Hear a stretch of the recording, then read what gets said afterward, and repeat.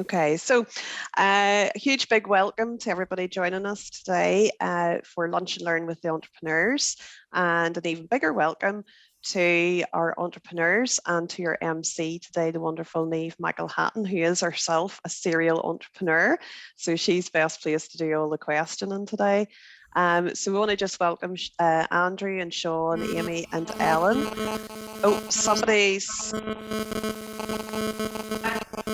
got a bit of feedback here. Guys who are joining, can you make sure you're on mute? Right, I think that's okay now. So yes, huge big welcome to everybody, and we're looking forward to hearing this chat about entrepreneurship. And yeah, somebody just make sure you're on mute. Everybody should be on mute. We'll see how we go. Just as you're joining, would you mind, please, just put a link into the chat. We've got a little Menti poll and we want to know your thoughts about entrepreneurship. So if you would mind just clicking on the link and answering the question, that would be amazing. But for now, I hope you've got your cup of tea and your sarnie or your big bun or whatever it is. And we're going to hand over to Naomh and the entrepreneurs for the chat. So Naomh, I'm going to hand over to you. Take it away. Lovely, thanks a million, Jackie. Hello everybody. I have the gallery view on and all I can see is the black squares. Is there any chance you can stay on mute but turn your wee cameras on so I can all see your lovely faces? Because I feel like I'm just talking to myself right now, like to a computer screen. So if you have the courage, feel free. If you're lying in bed with your pajamas on, don't turn your camera on, it's okay. I am delighted to be here today, and I'm really looking forward to speaking with the other four guys. And it's wonderful to see such a lovely equal panel, of gender panel, 50-50. Typically when I come onto these things, unfortunately, it's still heavily male dominated. So it's lovely to see two guys and two gals on the screen today. Just to give you a bit of background from myself, and I suppose from the perspective of this week. As Jackie said, I've had a number of startups, and I think, I don't know if you become an entrepreneur, I think there's something in you that you have a desire to do something, to build something, to do something special, rather than conform to the old 9 to 5. And I'm interested to hear from the other entrepreneurs on the panel today, you know, if they feel like they always had that kind of feeling inside them. I started my career actually as a primary school teacher, believe it or not, which absolutely was not my vocation whatsoever. And I left that quite sharpish. And my career has kind of just evolved. I never thought that I would be the CEO of a med tech company, you know, that was never in the plan. But all of these opportunities present themselves. And like my first company was an online advertising company. So like 15 years ago, when we thought these banners on websites were really cool, I was the one responsible for placing them in a number of high traffic websites in Northern Ireland. And then everything just evolved. That business took me to the Middle East. I ran a company there for 5 years and I sold it to another agency in Dubai. And then I come home after getting sick and I started Smart Global. And that's really where I wanted to see where industry and innovation could meet to enhance efficiencies, because that's what I really, really get excited about, is the opportunity innovation provides for businesses. And obviously with COVID and working from home, the opportunities kind of the online world has presented in the last 2 years has just been phenomenal and shows how agile we can be and how we can actually adapt. If you had said 2 years ago that it would all be working from home and it would work, we would have laughed. But yeah, so my current role is a new spin out from UCC in Cork, and as I said, it's a med tech platform, and basically it's a clinical design tool that's built to help reduce diagnostic hospital waiting lists. So watch this space, but that's enough from me. I'm going to get each of the entrepreneurs just to introduce themselves, give a bit of background to the story, and I think it'd be really good, guys, just to see, you know, in that story, was there that turning point, or what was the thing that happened that said, right, I need to go for this? So Aimee, you're in the top of my screen, so can I go to you first? Will you introduce yourself and kind of give us a background as to how you got to this point now? Yes, of course. So my name is Aimee Oliver. I was just about to say I'm 30 years old. I'm not, I'm 33. And I have 2 children, and I have a business basically that it did start off as a face-to-face fitness company, and now it's online. So I specifically work with pre and postnatal mums. I kind of a background about myself. I went to school. I live in Portadown, and went to school and then went to university and did a sports science degree. So I always knew that I wanted to do something in regards to health and fitness, and I always knew that I wanted to specialise with women's health and fitness, but I wasn't too sure exactly. So as soon as I graduated, went in through the whole line of went into like a leisure attendant, lifeguard, fitness instructor, PT, the whole shebang. Then I knew that I wanted to kind of work, again, as I said, specialise with women, but it was only really until I had my first child that I kind of realised that there was nothing in Northern Ireland specifically for mums. There was lots of classes where you could bring your baby to, like baby massage and sign language and all those kind of things, but there was nothing really for the mum in itself where you could actually do fitness and actually bring your child to. So I kind of put pen to paper one day and kind of went through all of the things that I was feeling and everything that I would want. I wanted like a mum's fitness community. I wanted to break the barrier of being able to, you had all this time throughout the day, and my husband is self-employed, and I was the first one out of my friends to have a baby. So I was kind of by myself, and it was quite lonely, and you're kind of in this whole new world where you didn't really know existed. So I kind of wanted to create a community with that, and obviously wanted to help mums kind of take that step back into fitness, and then ultimately stop the barriers that kind of stop them participating in health and fitness after having kids. So I then started very, very small and started designing 6-week programs, specifically postnatal programs, and then it would be another 6 weeks and another 6 weeks.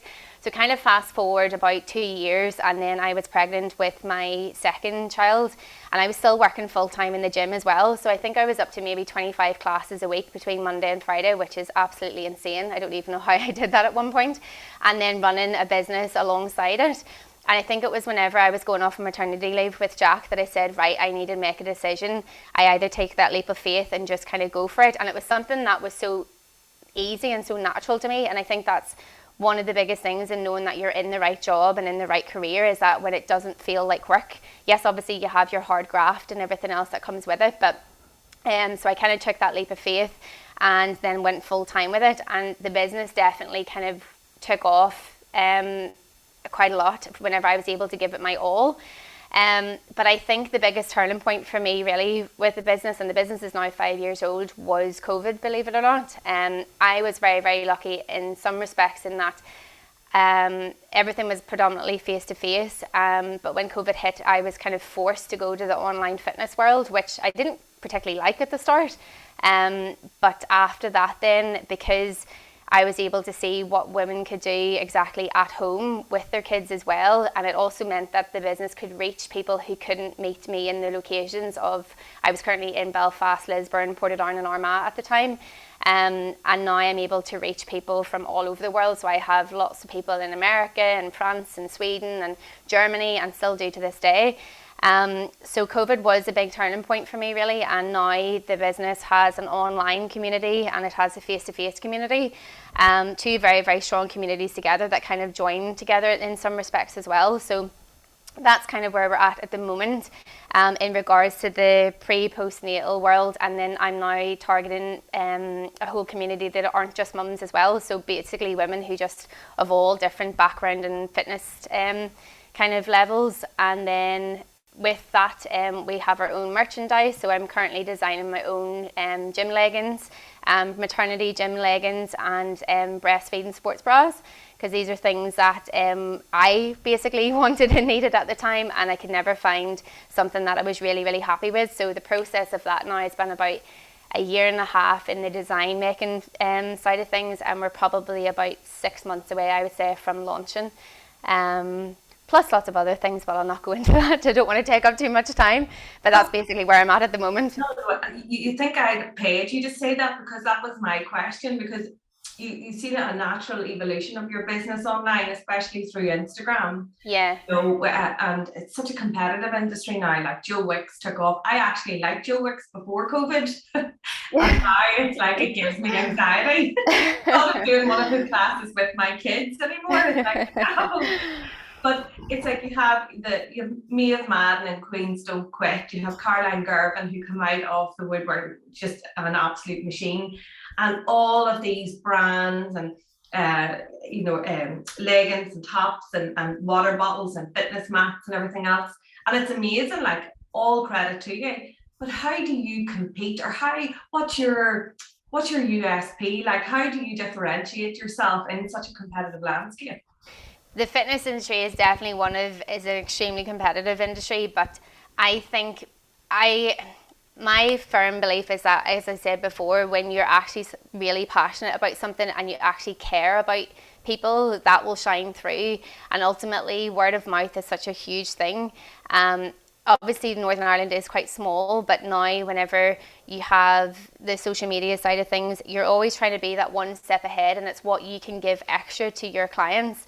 So you cannot obviously just be content and being part of a number of other personal trainers or instructors or whatever the case may be in that respect. But for me, it's always thinking of how can you make your client's experience better? What extra can you give them? So for me, for example, I have a Bodyfit Mums Perks card. So when somebody joins up to Bodyfit Mums, they are ultimately then given a number of perks. Basically, it's basically just like a normal perks card. And there's lots of companies and businesses that I've collaborated with who I know as a mum, and even if you're not a mum, that you would benefit from. So that's giving them something extra. Plus then at the same time as you're giving your clients something extra, but you're also collaborating with other businesses, that then makes you stronger in a business sense and makes your brand bigger and more known as well. So, then if you're collaborating with the likes of Baby Sensory has its own clientele and the same kind of population that I'm my same clients that I'm obviously trying to target. So if she's talking about, or the company is talking about Bodyfit Mums, then I'm ultimately reaching another target community that I may not have reached before that. It's all collaboration too. Yeah, collaboration is something like I know I don't think the business would have just been as strong as what it is now, and I don't think I would have been able to have reached different countries if it wasn't for collaborations and such a strong social media presence. That has definitely been a huge factor in it for sure. Brilliant. And just one last thing before I go to Andrew, Aimee, if for all the listeners on here, all the participants here today who have a burning desire to start their own business, what's the one piece of advice you would give them, that one little nugget that you've learned over the years? If your focus, like whatever your main goal is, try not to deviate away from that. I think whenever you try to think of loads of things all at one time, you lose that focus. And I think, yes, you have the ability to, if I use myself, for example, my main focus was just 6-week postnatal programs. Now there's prenatal, postnatal, beyond. Now there's gym gear, now there's gym mats, now there's Pilates, there's equipment. There's so many different programs and different things of Bodyfit Mums. But if I had a thought about that all at the very start and tried to focus on all of that, I don't think I would have lost that focus and control. So I think for me, I wanted to do all of that right from the very start, but I had to kind of rein it in and just stay focused on one thing. And once you've accomplished that, then what's the next goal and what's the next thing you want to target? Once you've done that, then the next one. So be strategic and have a plan, and just stay focused ultimately in your main goal, really. Brilliant. Aimee, thanks a million. We'll come back to you for a Q&A in a wee while. No problem. Andrew, over to your good self. The floor is yours. Oh, Andrew, you're mute in 2022. I mean, we've been doing this for long enough. I should know better. So my background is rugby. So I played at a 12-year international rugby career. And I find that really interesting, listening to Aimee, talk about and transitioning from teaching into, I suppose, taking a risk, going into something that's a little bit more risky and you get more autonomy over and you own it more.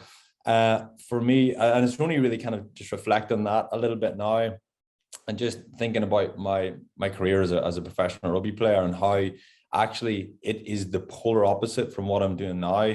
And I absolutely loved it. Obviously, you know, I grew up playing rugby. All I wanted to do was play for Ulster, play for Ireland. My heroes were the guys I ended up playing with. So I was very lucky and I loved that experience. But you become a robot, you become a bit of a passenger. You get up every day, you've got a schedule, you go to the gym, you do what they tell you to lift, you lift what they tell you to lift, you do the training they tell you to do. You go to bed when they tell you to go to bed, you eat what you're told to eat. So you kind of become a bit of a passenger. And as you get a bit more experience, then you can start to, I suppose, implement a bit of a plan and lead a little bit. But really, you don't just turn away from being a player and becoming a coach and kind of design something and have a real strategic input. So it's kind of culture shock for me, moving out of professional rugby and you know, starting a business and owning a product and developing a technology product when I've got no background in technology. I suppose the one thing that I understood well is that high performance environment. I understand the mindset, I suppose, of high performance athletes. I know what makes them tick. I know there's a level of kind of rational understanding about that process and how to get the best performance. I know there's athletes out there that are they've just got X factor and they just want to go out and don't think about it, just go out there and perform. I know there's other guys like myself, you know, you kind of need to think through and engineer that performance. So I was able to think through a lot of this, and this kind of impacted the product that we developed in order to I suppose allow people to perform to the best of their ability. But for me, there's always an inspirational story behind. There's often an inspirational story behind a lot of entrepreneurs. But for me, I didn't give up something to then take a risk in something else. I just got too old for it. You know, it was a natural transition in my life. I had to finish playing rugby at some stage, so it wouldn't be genuine of me to tell you, I moved away from rugby. No one wanted me in rugby anyway. I was too old. It was too slow. I wasn't quite the performer that I would have been 2 or 3 years earlier. So for me, that transition is quite a difficult period in an athlete's life, because you go from having this identity and this structure, and then you move away and you're cut loose, and then you have to, there's a kind of psychological strain, and there's identity issues. And I know people who kind of struggle with that a little bit.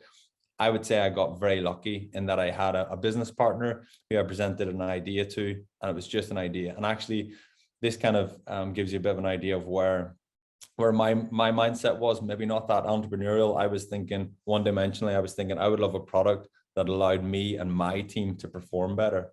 And I went to, who ended up being my business partner. He said, well, what are other teams doing? Let's build something and scale it and have the ability to sell it to other teams. So the issue that I suppose that I identified was there's massive problems around communication in sports teams.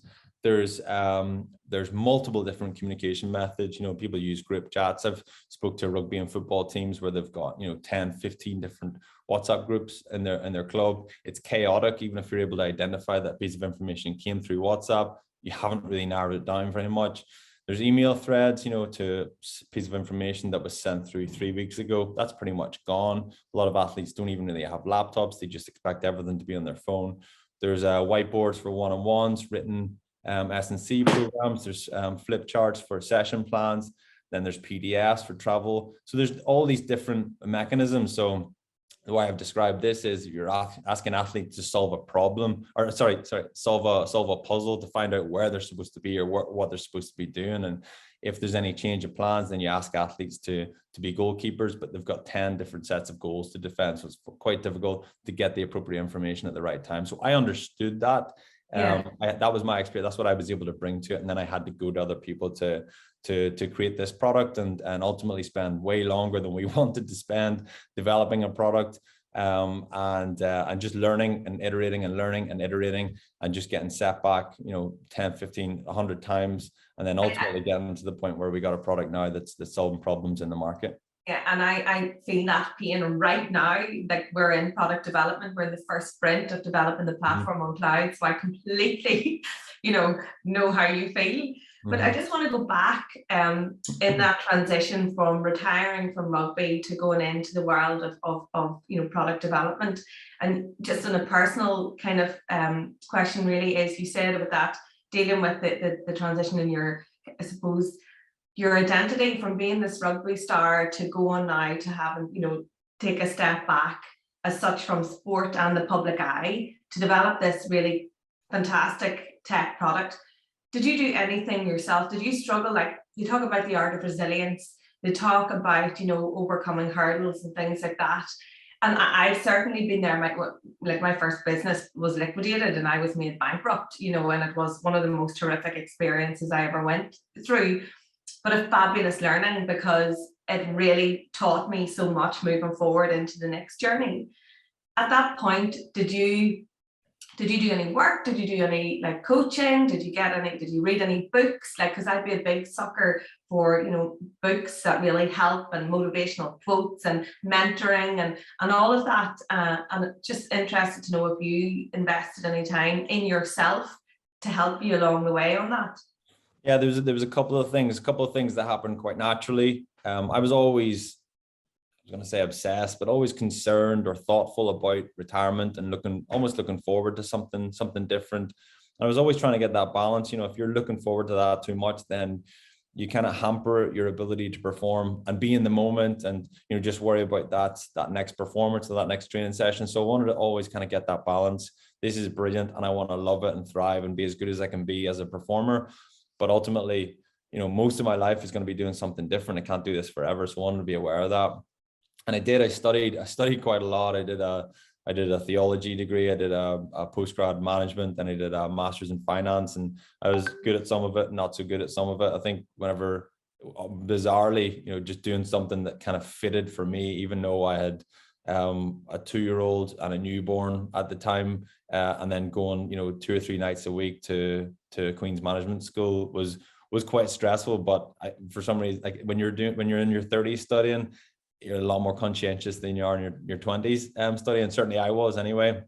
But I was very aware of kind of, you know, getting a level of kind of theory or understanding or something that would help me make that transition better. So that helped definitely. In hindsight, I wish I'd used it maybe more practically. I wish I'd networked a little bit better, got in touch with more people who could advise me, understand how the world works, because you're in a bubble in sport, and then you got to move into something totally different. But I wish it kind of moved away from slightly more theory and moved into practice. You really practically get to grips with it.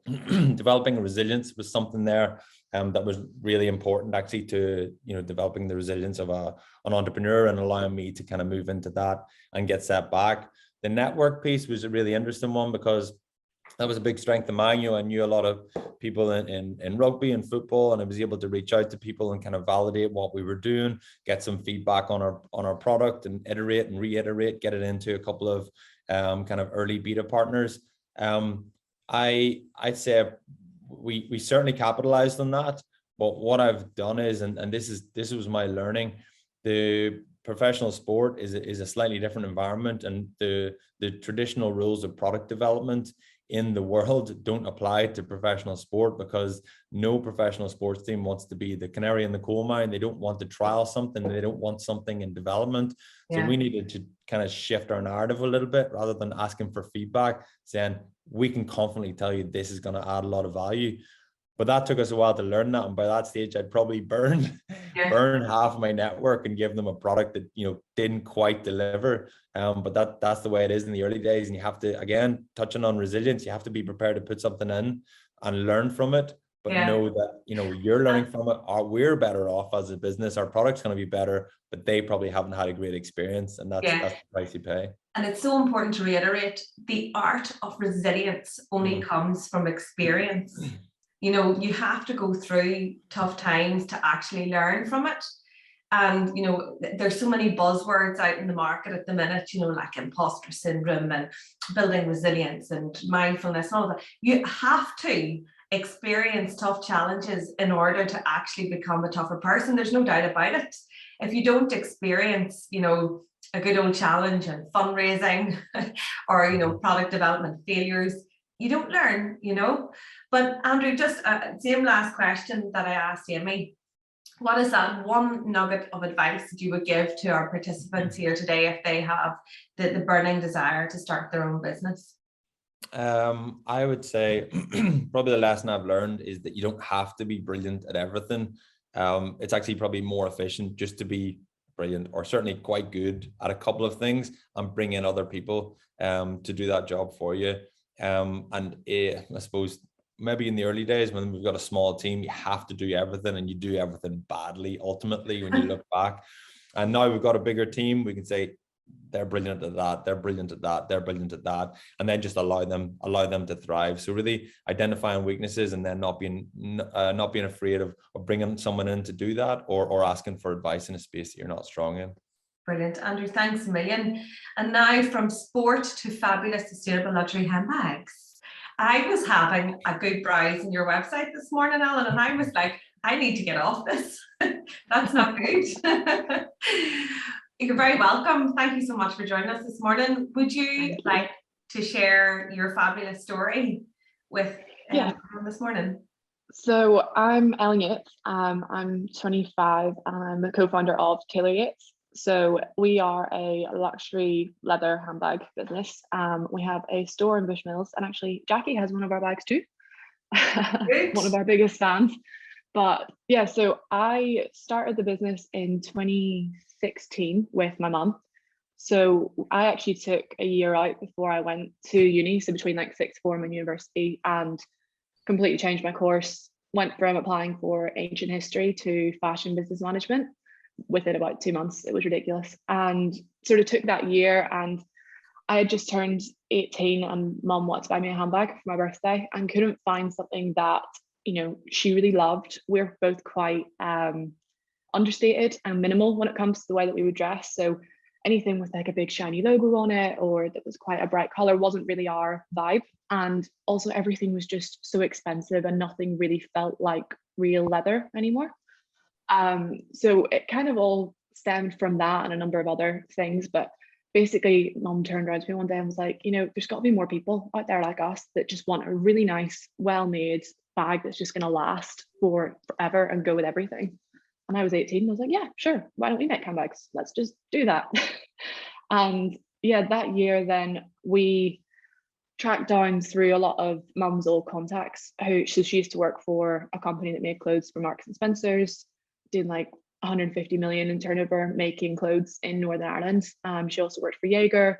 So she had a lot of connections in that space and had always wanted to get back to it. So we used a lot of her network, which is vast, and managed to find our factory over in Somerset. So all the bags are handmade in Somerset and it's all British leather, but we design everything here.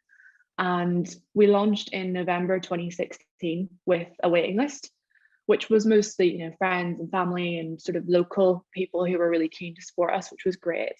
And then I went to uni. We actually launched it while I was in first year, which was ridiculous. Mum was on the phone to me at the photo shoot, like trying to run a photo shoot for the first time ever. And I was like going into lectures, like, I'll bring you back after. But yeah, 2016 we launched. 2017 was the year of things we don't ever want to do again. It was just lots of learning on how to not run social media and just lots of things, because she was working full time, I was at uni. It just didn't really, we weren't focused enough on it. Going back exactly what Aimee was saying, when it was like, you know, focus on one thing and go for it. Neither of us were there at that point.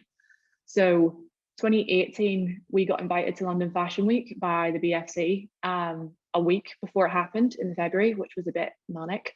So I ended up spending my 21st birthday at London Fashion Week, which was pretty cool. Brilliant, yeah. And yeah, the Queen was there and everything. It was nuts. But yeah, so that was our first kind of sort of step outside of Northern Ireland, because until then everything had been online, and we thought, yeah, we'll start an online business, but it's so hard when it's online only, especially with our product, because you really need to feel it and try it on and sort of see it to get the kind of value from it. So Fashion Week sounds very glamorous, but it really is like a trade show. You're sitting on a stand all day and the Devil Wears Prada in real life is playing out in front of you, and people like looking you up and down and not saying anything. You're like, oh, okay, so thick skin required. Oh my God, yeah. Thick skin required, but it was great crack. We had a great time. So we were just there chatting to anybody who would stop and talk to us. So after that, I had a placement year as part of my degree, and I'd applied and gotten a job with House of Fraser. And I was due to move to London to work in their head office, and their CVA was happening on the Friday of my first week. And I was a bit like, okay, so I could move to London and have a job for a week, and then have to pay rent in London for 6 months with no idea how to do that. Or I could see if I can actually do my placement year as my part of my own business. So I went to uni in Manchester, and the placement department kept telling me I needed to get a real job with a real business. And I was like, hang on, this could be a real business by the time I've had a year at it. So after lots of back and forth, they finally allowed me to do it. So that was kind of the year, that moment when I was sort of back and forth between working for another company or working for us, was kind of when I was like, you know what, if I put the time and the effort into this for like a full year, then I'll know if there's really something in it. Because by that point, little did I know, but like mum was kind of ready to throw in the towel at that point, because it had just been such a like hard slog, and it was just the two of us. So I came home and joined Taylor Yates full time that summer, and then we moved into a space in Bushmills in the designery, which was like a 3x3 meter pod upstairs in the space called Maker's House. And like Bushmills, I was like, there's no way we're selling £500 handbags in Bushmills. This is insane. But it was more of a space for me to work from. The first day we opened, we sold 8 bags. We literally had women lifting bags off the shelf and like wanting to take them with us, because we'd brought no stock. We had no boxes, because we were like, I'm not going to sell anything, it'll be fine. It's my poor dad. Just on that, so like talking about management, because this is one thing, you know, as well, because you have an actual physical product, you know, ours is on cloud. How do you manage that? So from manufacturing perspective to ensuring stock control, to meet demand, creating new lines, getting new lines developed on time, like surely that must come with a whole raft of headaches. Yeah, lots of attempts at being organized by a spreadsheet and all sorts of things. But yeah, there's lots of different parts to it. And like, you know, since then we've now grown enough that we have 2 full-time team members. The second one just joined us at the end of last month, which has been such a massive change for us, because till then it was literally just me and mum doing everything. And the manufacturing side of it, she has a lot of experience there, and her experience and my kind of, well, complete lack of experience in this area, I think kind of balance out quite well.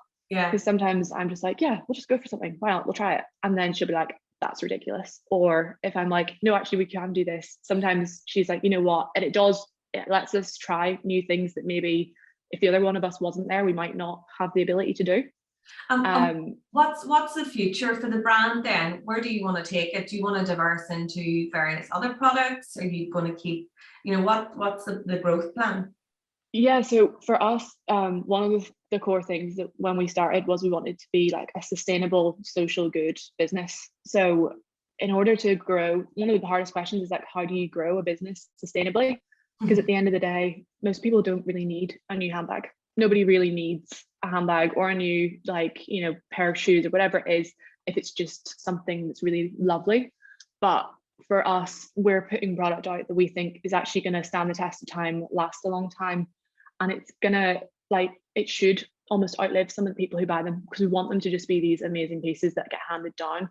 So to grow sustainably, we're always sort of coming back to that question. So we are wanting to diversify into other products. Like, we always wanted to start with clothing, but we didn't have enough money at the start to start with clothing.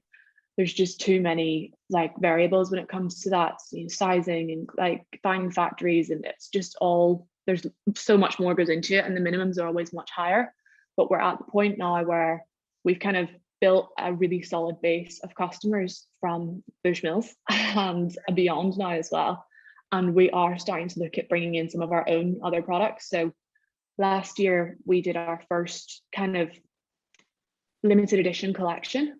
We wanted to bring in some new color, because we don't go by seasons like most fashion businesses would. So like, you know, every February or every September, bringing out a brand new collection, we tend to add shape or add color in whenever we see something that we really love, or we think our customers are going to love, that will, again, it's all about that sort of timeless style rather than trends. But last year we wanted to bring some color but do it sustainably, so we actually ended up digging a whole load of leather out of a dead stock factory storeroom, and used up whatever we could find in these colors. And it meant there was only 5 of some bags, some of them there was 10. They were all limited edition, and we kind of did that because we thought we had an investor coming on board, and just before we launched it, the investor pulled out. Oh, it's great, isn't it? It's great when that happens. It's not stressful at all. Yeah, by WhatsApp as well. It was great. So but we didn't really miss a beat, because it was a great lesson in, you know, what would you do if you thought you couldn't fail? We just went for it. We were like, you know what, we can do this, we'll give this a try. And then the money didn't come. We were like, we've done it anyway. We didn't actually have the money by that point, and it hadn't made a difference. Yeah. So that's one way that we can kind of grow sustainably, is by potentially like hoovering up dead stock leather that's all over the world that people aren't using. And some of it's literally just left over from an order or rejected because it has the smallest little flaws. Like the leather industry is nuts, but that's part of how we're going to grow sustainably. And then we are looking to move into some knitwear and clothing, and actually knitwear is coming very, very soon, like next few weeks soon. So well, I look forward to hearing from looking on the website to see you. I love anything cozy, like lovely big scarves and everything that you can get wrapped up in. So yeah, good luck with that. Thanks very much. We'll come back with an open Q&A in a minute, but just last but not least, obviously, Sean, over to your good self. Yeah, so I'm 38 now, and my full story I'll not go into because it's way too long. But basically, I went to university when I was about 18 and just didn't want to be there.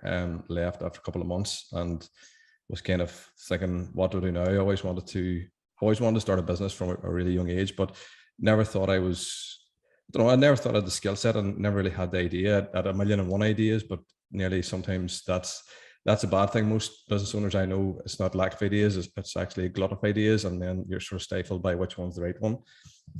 So my mother was saying you need to have something. So I went and done car mechanic, and the only other thing I was really interested in was cars, but absolutely hated that. And started my first business venture while doing that. Made rookie mistake number one, which was trying to get a perfect product before putting it out into the market. And about 2 years down the line, I had it pretty much perfected, and I mean it was perfect. But probably about 3 months before it was due to launch, a guy came out with a inferior product, but he got it to market first, and there was nothing else there. And he quickly made quite a bit of money, and then his product leapfrogged me, and he had the customer base and everything else. So that was sort of chalked up to lesson number one. The second business venture, then I kind of fell into it, kind of like Andrew said. That was just sort of, again, the interest of mechanical things and cars.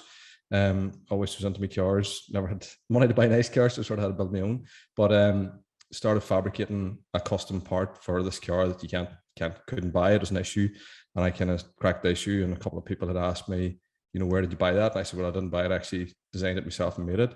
So off the back of that, a couple of shops contact me, and I started supplying them with this product and doing the whole thing again, which was a mistake. Literally doing every step from the design to the fabrication to the packaging to the everything, and my costing was non-existent. I only costed like materials. I didn't even cost electricity or like buying equipment. That was horrific looking back, but here you learn, live and learn. So long story short, again, my design basically got ripped off because the guy was sort of pushing me to be more competitive on price, but it was probably miscellaneous. It should have been probably leaner than I thought price wise. And I just said, listen, it's not worth it if I do it for any less. And I was shipping it to England and shipping them further afield, and I was sending a lot to England actually. I was probably about 22 this time, 22, 23. And yeah, I think the guy in England basically, because I've seen a lot more than I ever made on other cars, but I think the guy basically took it to a local fabricator who didn't have the transportation costs and everything else. So that was kind of that business came to an end. Then I went back to university. I'd done a lot of traveling and bouncing about in between, just because I was always I'd never really found what I loved, what I was passionate about. And I had this real thing in life that basically life's too short. We all need money to live, but it's not even probably second, it's maybe third or fourth on my list. So I always just I still don't want to have any regrets. So I traveled quite a lot and ticked a lot of things off my bucket list. And then by the time I got to the 25, I was starting to look around thinking, right, like I want a family, I want to settle down, I need a more stable life, I need to grow up. So yeah, I went back to university at 25, and then we had our first child when I was 31, and came up with a sort of a new product again related to kids and sort of child safety. And this time, because I'd made the other mistakes, I was much smarter, I suppose, in how I done it. And one of my big focuses was scaling the business. So I suppose focusing on your core competencies, where you add value specifically. And at the start, sometimes you don't have the luxury of choosing what you do and don't do because you don't have the money, basically. But I outsourced basically as much of the manufacturing as I could, so that I could, rely on other people, and they already had the infrastructure. And if I ordered 2 in the morning or 100 in the morning, they could get it to me within a couple of weeks. So that business went really well. Again, like I say, it's probably the business, well, of the 3 businesses, it was the one I was most proud of, for sure, because I didn't make any mistakes and I done everything right. Within reason, didn't make any mistakes. And got a product, got it in the shops, was making money, was going really well.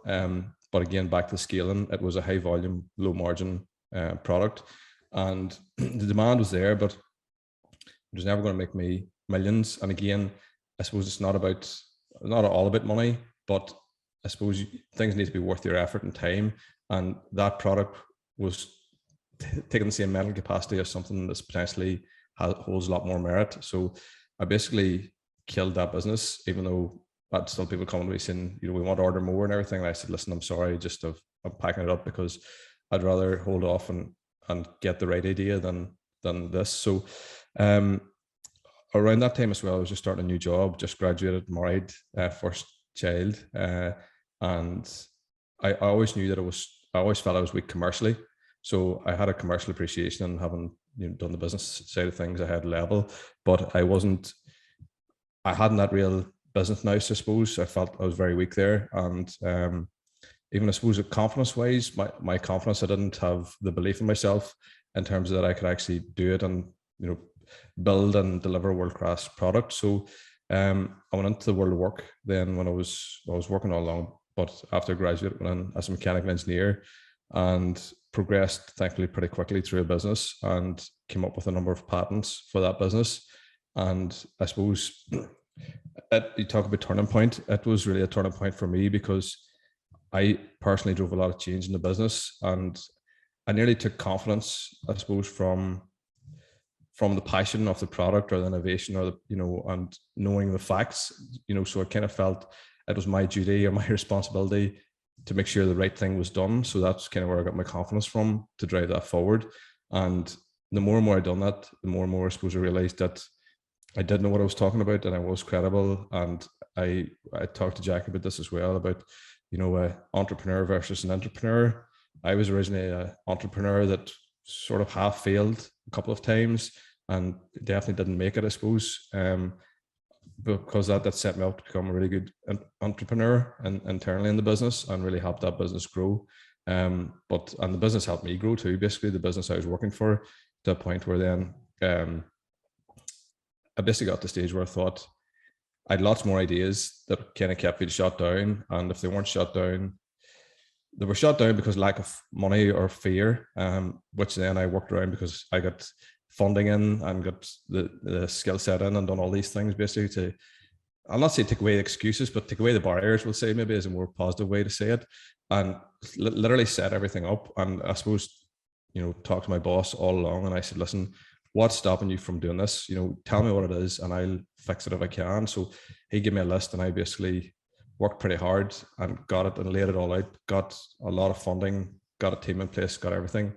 And sort of at the last minute, they just turned around and said, no, we're not doing it.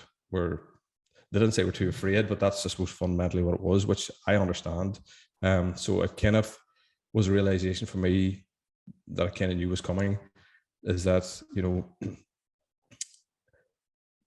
if I come up with these great ideas, the only way they're ever going to really get seen through is if I drive them through myself. And that takes a lot of money, which was something I didn't have and probably still don't have, but I couldn't, I suppose, let that stop me. And again, in terms of perspective, and life's too short, and me telling my kids as a father, follow your dreams, don't be scared, everything else. I don't want them to ask me in 5 or 10 years, what are your dreams and did you follow them? And I don't want to make excuses. I want to say, well, I tried, maybe I failed, but I don't want to cop out basically. So I want to tell them I tried my best and it's exceptionally hard. And, you never completely lose or never completely win, but I suppose where the score is, I don't know yet, but I have to try. So you do. And I think that, when we talk about the word entrepreneurship or entrepreneur, and I know for me, like, if you speak to my mum, right, and she'll say that I was independent from I could walk, right? She was like, I didn't want to hold her hand. Was my own woman with my own identity. You know, I just wanted to do what I wanted to do. Yeah. Like, I went through school, couldn't wait to get out of it. I went to Trinity University, left after the first year. I went over to do teaching, hated teaching, anything that was conformed. Just did not suit my personality. And like, I literally could take you through every failure in the entrepreneur's journey, but it gets you to that point where you think, right, do I give this one more go or do I get a real job, right? Yeah. And for me, I absolutely do not want a real job. And it's having courage in your convictions and courage to be brave enough to give it another go, because if it was easy, everybody would be doing it, right? And that's what they say all the time. And for me, like, and it's the same with yourself, Sean, you know, bootstrapping companies. And we've all, like, I've just had an investor let me down last week. And this is 6 months worth of chat. And it's like, hello, and it's just silence. So it's like, now we're back to that point that we were 6 months ago to raise X amount of money, right? Yeah. And you think, Jesus, there's so many vast moving parts in all of our journeys, you know, and looking at Andrea and the product development, Ellen, and keeping, you know, your brand unique and something that women want to wear, and Aimee providing something that women can't get free off YouTube. You know, you have to encourage women to pay for your work and all of that. And you hit the nail on the head, Sean, when you said about having a product. Our first business was Danny, Digital Advertising Northern Ireland. And it went down the tube because this little platform called the Google Display Network came into the market and totally wiped our business out within literally 8 weeks. So where we were charging £10 per 1,000, they were charging 5p. How can you compete with a monster that is Google on those? So you can't. No. Having a product that you own, for me, I remember doing Seedcorn, which is an All-Ireland startup competition, and we were regional finalists with Danny, like, this is flipping 12 years ago. And we didn't win, we were regional finalists, but we got picked at the post by a silage app, right, for tractors or something, right? And I remember the guy on the call, you know, that was giving feedback, he said, there's no scalability and you don't own the product.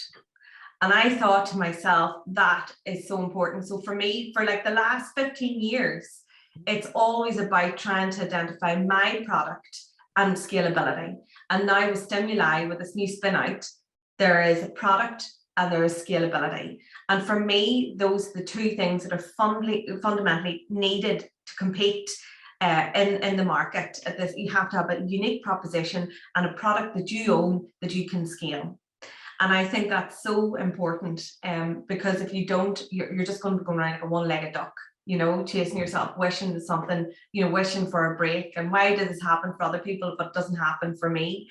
It's about hitting the market at the right time. It's understanding what you're bringing to market and that there's a need for your customers, that they need it. And it doesn't matter if you have the most amazing solution. If it's not solving a problem that needs solved, you're not going anywhere, you know? So it's about having a solution that's solving a problem. And like, we are ripe for disruption. Hospital waiting lists.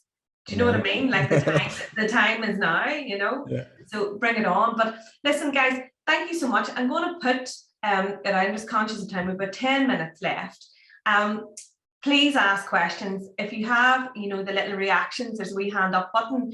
If you just want to hit it, if you have a question for one of the panel, please be brave and don't sit there now with all your mute buttons on and cameras on. Somebody be brave enough to ask a question.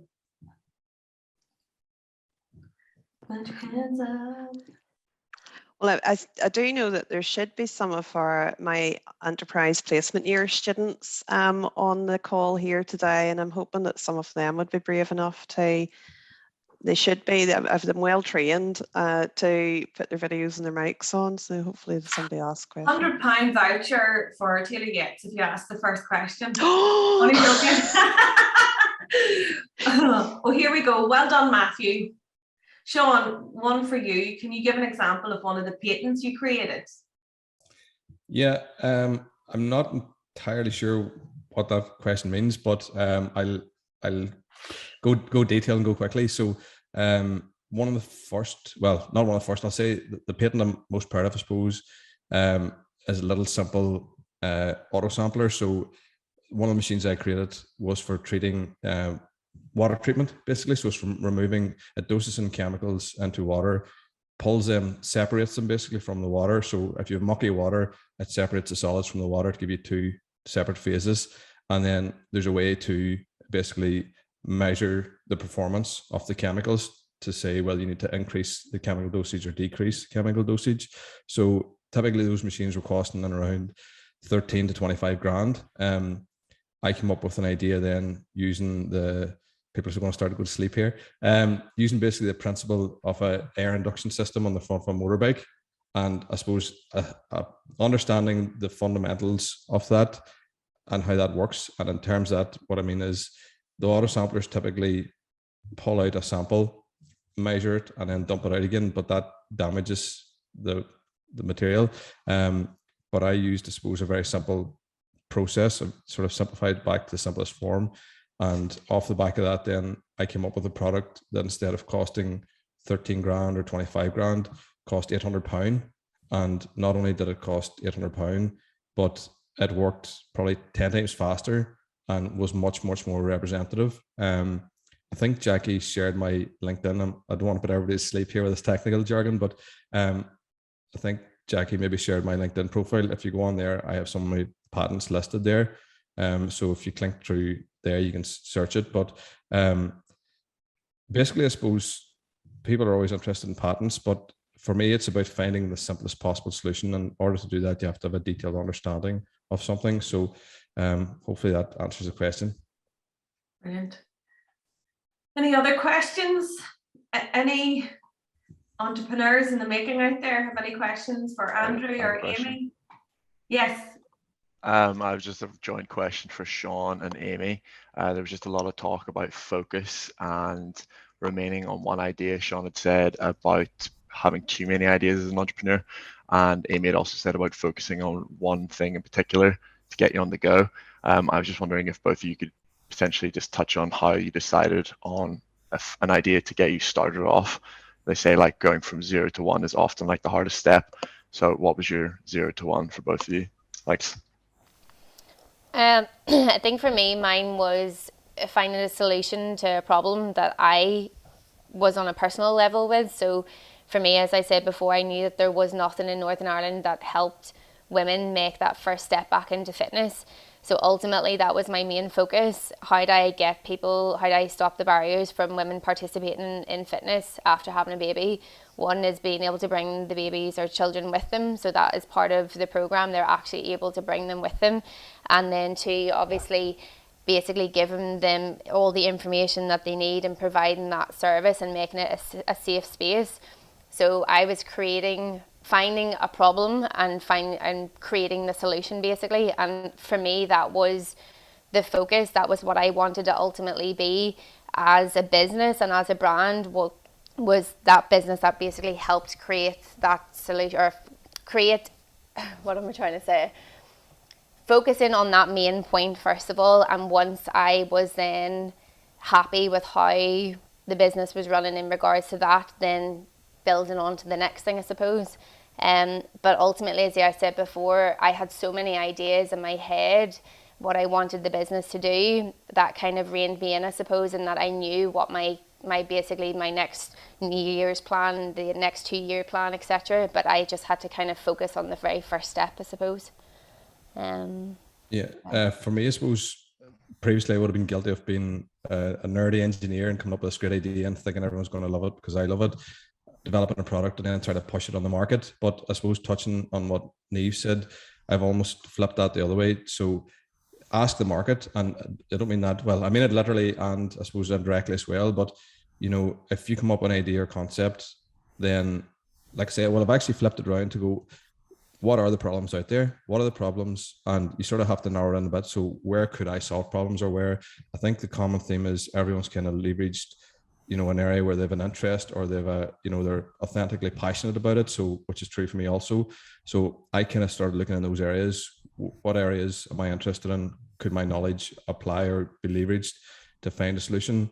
And sort of verify and validate that there is a market there is actually a need before I do anything. And you can, I suppose, hope and dream, you know, that your product's going to be, well, your product may be great, but if the market's not there, it doesn't matter. So you have to validate there is a market, there is a need, there is everything else. And, you know, there's a great book called The Lean Startup. They talk about the MVP, the minimal viable product. So it's about get something roughly out there and getting it sold. And again, I suppose, like Ellen says, you know, she wasn't even really ready and they had the bags. You know, the customers spoke. The customers come in and basically cleared out her shop on the first day. So, you know, I would say basically try and validate your idea as quickly as you can. Even you're just selling it to somebody verbally, but not friends or family, because they're always going to sugarcoat it. So, you know, and if you can't do that, and if you can't find, you know, all their needs or drivers, or again, you spoke about hospital waiting list, you know, you don't have to ask friends or family. It's slapping all of us in the face, unfortunately. So it's clear that there's a strong need there for it. So, and I basically use that to weigh up your ideas and the decisions made for you then, which is the right product. Yeah, I'm just going to the chat here. Grania has asked about imposter syndrome, and Grania, just from my own experience, I thankfully can stand here today. I don't have imposter syndrome because it was something Sean said, and actually Andrew said earlier. When you are acutely aware of your strengths and even more aware of your weaknesses, then you can separate the two, because you can't be all things to all men. And the reality is, imposter syndrome is a state of mind that you allow yourself to walk into. So you're the only one that can get rid of that self-doubt and actually believe in yourself. And I always use the example of, can you imagine going to a heart consultant? You're going in for heart surgery and you say to the consultant, are you sure you're good enough to do this operation? And he goes, I was on the drink last night, the hand's a bit shaky. Maybe not. You know, you're not going to bestow confidence in that person. So if you can't sell yourself, or if you don't believe in yourself, nobody else can do that for you. So I would spend a lot of time addressing what those kind of negative self-doubt moments and triggers are, and work back from there, because it's only a voice in your head. It's actually not real. You know, I think as people, we all need to, you know, be aware of our strengths and weaknesses to differentiate. Okay, well, I'm never going to be a financial director because I hate spreadsheets and anything to do with accounts. But you let me be creative, you let me sell, you let me market all day long, no problem. So you need to identify, Grania, what are the triggers that are actually giving you imposter syndrome, and address those, and then identify what you're good at and what you're not at, and be happy with that. Have any of the other panels ever had, girls, have you had imposter syndrome? Yeah, I mean, I've only ever really worked as, like, you know, a waitress or at the Giants Causeway before I started doing this, and like worked for, my dad has a business that I've worked in since I was sort of young, like design and print. So I kind of did a bit of everything. But yeah, I mean, sometimes I walk into rooms with people and I'm like, what the hell am I doing in here? But in my head, like, I recently went back to my uni. They invited me back to do a guest lecture for a whole lot of final years. And I was like, really? You sure? And they were like, yeah, come back, tell us about Taylor Yates. And I was like, right. So I just kind of went in and spoke and didn't really let myself build it up in my head or any of that sort of stuff. I think if it's easy to feel like an imposter room, but also don't be afraid to ask a question if you don't know what's going on. Like, just turn around and be like, okay, sorry if I'm being a bit slow here, or, you know, I'm only 25, I have no idea what you just said. And then somebody will answer the question, because at the end of the day, most of the other people in the room probably feel the same way. Yeah. Andrew, then I'm going to ask you one last question, right? If you don't mind, we'll go around each of you. Catherine has asked here, what is the best and worst thing about being an entrepreneur? For me, the best thing is feeling like you've got control, feeling like you can either make something successful or unsuccessful, rather than being part of a process where you actually haven't got that much output. I suppose as an entrepreneur, you kind of get what you deserve. If you do well, your business is successful. The worst thing though is the stress that comes with that, and the ups and downs. And there's been plenty of evenings where my wife's had to tell me off for being on my laptop when we're watching TV and just carrying stuff that you otherwise wouldn't carry if you didn't have that much accountability and ownership. So yeah, I think if you can cope with that, then kind of the bad bits of being an entrepreneur aren't that bad, but the good bits are great.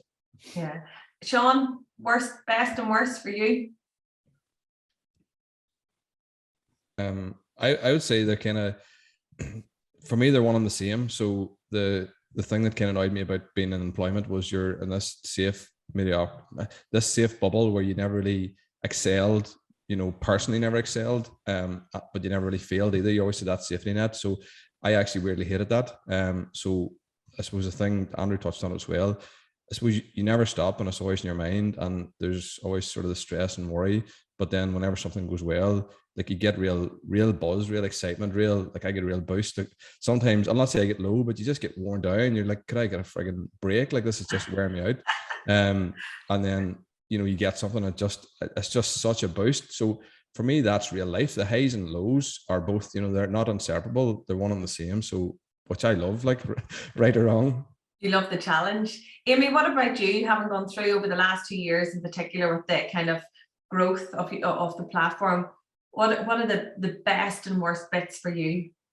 I think the best thing for me in my industry is the fact that you're helping people and you're ultimately changing people's lives, and it's the fact that your product, not your product, but your service and your brand is what's done that, and your programs that you've grafted so hard to tweak and perfect is ultimately making people's lives a lot better and their families' lives. So for me, that, again, this is obviously based in my industry, but you're ultimately changing people for the better, and knowing that all of your hard work and that they're almost kind of reliant on you in a way too, it's all the hard work is definitely worth it. I think the hardest bit for me, and kind of what Sean was saying, for me in regards to like family life and stuff, there is no 9 to 5, there is no, like I actually have to turn my phone on mute, and because all of my groups are in group chats, sometimes I'd wake up to over 1,000 unread WhatsApp group messages. So for me, it's just constant, and there's no like off switch, but that's just normal for me, I suppose. But again, that's kind of comes part in with what I do. So I suppose that would kind of having your work-life balance. Sometimes the scales can be tipped an awful lot in regards to me anyway. But I suppose that would probably be the hardest thing, I would say, personally for me. Okay, and Ellen, finally yourself, what about you? What are the highs and lows, the best and the worst things? Yeah, well, for me, like one of the best bits is, when we've been working on a new style or found a new color, and we kind of finally managed to bring it out and get it into the store, and like people absolutely love it. And you can see that putting the bag on gives them like a confidence boost, or they're buying it as a gift for like a partner at Christmas, and they're so like pleased with themselves that they're getting this all sorted and they're going to love it. That kind of face-to-face interaction that we get in the shop, which we didn't have until we had our own space, is one of the best bits. And I love the whole like design, photo shoot, all that sort of side of it. But I'm basically doing something different every day. Like this morning before I came on here, I was doing account stuff, and then this afternoon I'm planning a photo shoot for 2 weeks' time. So I always get to do lots of different things. But yeah, to kind of echo the rest of the panel, it's just that like you never really switch off. No. And like being at home when lockdown and stuff as well, like I live with my boss, which can be hard sometimes. But most of the time that's a whole other dynamic. That's a podcast, isn't it? That's your mother-daughter working relationship there. That definitely must come, because I couldn't work with my mummy as much as I adore her. I couldn't work with her. Folks, we're going to leave it there. Jackie, do you want to share our LinkedIn profiles with the participants today and a follow-up? I hope you've all enjoyed the session. Feel free, if you do connect on LinkedIn, to send any questions through that maybe you didn't have the courage to ask on the call today. But definitely, if you have any questions, I, for one, always love the opportunity to engage people afterwards. It's something you didn't get to ask. You're more than happy. And guys, I hope you will consent to the same, Sean, Andrew, Aimee, and Ellen, that you're happy that any of the guys here today have any questions, that they can send you a message on LinkedIn. Yeah, sure. Yeah. Bless you, Andrew. Bless you. Well, listen, Jackie, thank you so much for having us here today. It's been a really interesting conversation. It's funny, even though the industry sectors are also completely different, the trials and tribulations of entrepreneurs' life are very similar. So have a fabulous day, everybody. Have a fabulous week, and I will look forward to talking with you soon. Thank you so much, Naomh, for emceeing this today, and Sean, Andrew, Aimee, and Ellen. Again, thank you for sharing your stories and inspiring us, and also giving us a bit of reality check around around the life of an entrepreneur, because it's we're not always looking at it through rose-tinted spectacles. But thank you so much, and thank you for offering to connect with us on LinkedIn.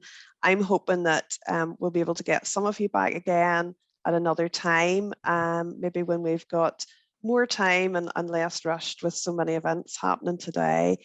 But yeah, thank you so much.